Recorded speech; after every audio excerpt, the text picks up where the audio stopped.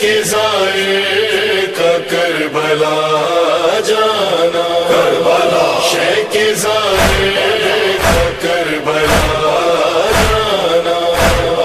کچھ نہ ملے زیارت حسین پر، کچھ نہ ملے،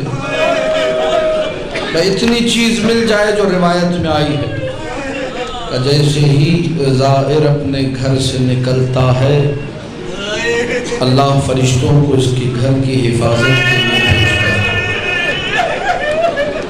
جیسے ہی زائر کربلا پہنچتا ہے 4000 فرشتے استقبال کرتے ہیں۔ اب مجھے نہیں معلوم میں یہ جملہ کیسے پڑھوں، جیسے ہی زائر قبر حسین کے قریب پہنچتا ہے خود حسین قبر سے باہر آنا۔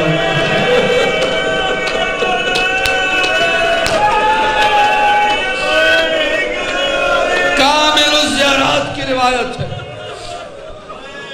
حسین خود قبر سے باہر آ جاتے ہیں۔ سنو روایت کے جملے ہیں، سن لو، اس کے بعد مصائب کے 2 جملے۔ اور رخ کرتے ہیں مدینہ منورہ کا، اے میرے نانا رسول اللہ، یہ میرا زائر اپنا وطن چھوڑ کر آیا ہے۔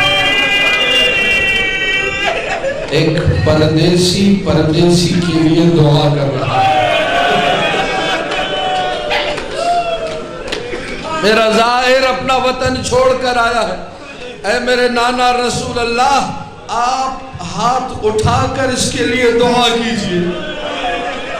اپنے نانا سے التماس دعا کہتے ہیں، اپنے بھائی حسن مجتبیٰ کی قبر کی طرف رخ کرتے ہیں، بقیع کی طرف، اے میرے بھائی حسن مجتبیٰ، آپ بھی ہاتھ اٹھا کر میرے زائر کے لیے دعا کیجئے۔ نجف کا رخ کرتے ہیں، اے میرے بابا علی، میرے زائر کے لیے دعا کیجئے۔ میں روایتیں پڑھتا رہا، مجھے نہیں ملا کہ اپنی ماں فاطمہ زہرا کو جب دعا کا کہا ہو تو مدینہ کا رخ کیا ہو۔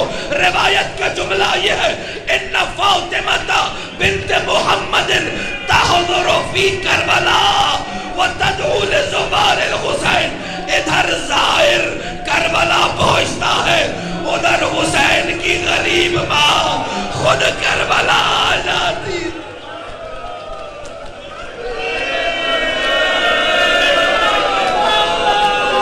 اے میرے اللہ، اے میرے اللہ، میرے غریب حسین کا زائر آیا ہے، اس کے گناہوں کو بخش دے۔